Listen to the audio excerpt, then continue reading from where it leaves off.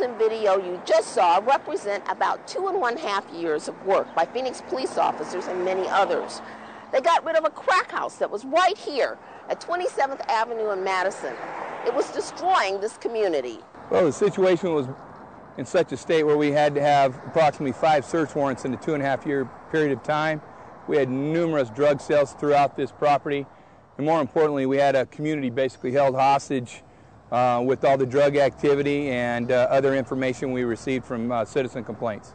Basically, both from our Drug Enforcement Bureau, some of the complaints had come in, and through patrol, some surveillance was done on the house. The house structure sat up here in the front, right through the center of the property here, and over here to my left there was a aluminum shed where the owner, she lived in here for over a year in the shed, no AC, no heater, no nothing in the shed, while her children and her aunt lived inside the house. And this is where a lot of the drug transactions occurred, and this is where she frequented in the backyard quite a bit. Detective Hunt doesn't hold back when he talks about what it took to get the crack house torn down in this neighborhood. As the lead investigator on this residential drug operation, Hunt says protecting the people was his chief concern. The house had to go. She had ample time. I served her 3 different occasions and explained to her the reason why we were here, that the situation needed to be turned around, that the drug sales needed to stop at this residence. She failed to do so and ultimately suffered the ultimate consequence when the county attorney took this residence to the courts, and through forfeiture they lost their home. So the bottom line is you got to do the right thing.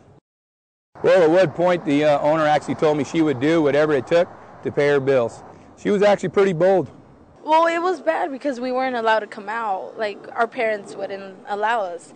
We would have to stay in the house. And then they would always have, like the music really loud, or people coming over all the time just asking for drugs. They would even go to our house. Okay. Were you ever scared? Yes. Well, all the time. 'Cause, I don't know, like, you never know. Well, because they would tell us that the rapers were around here. And so, like, you couldn't trust no one, especially our neighbors. There was a lot of drugs involved, a lot of fighting. It was real bad for her kids here to be outside and to be around the people coming in and out. You put yourself in their shoes. If you lived across the street, would you want your children playing in the front yard when you knew that the drug activity and other issues were across the street? Of course not. And most importantly, for the citizens to understand, we work for them. And we're here as a police department to solve the long-term criminal problems for them, because they have a right and they deserve to have a better quality of life.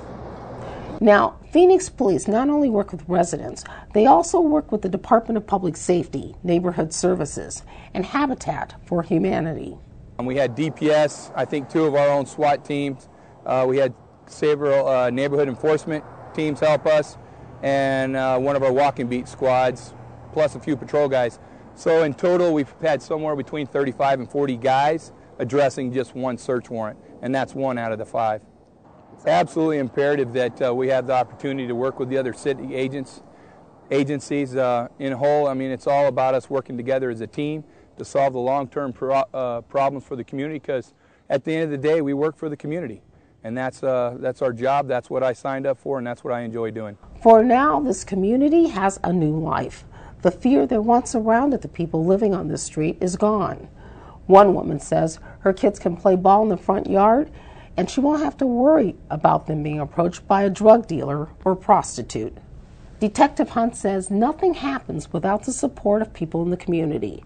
So call Phoenix Police if you want help to clean up your neighborhood and make it a safer place for all of us. Paula Moore for Phoenix Police.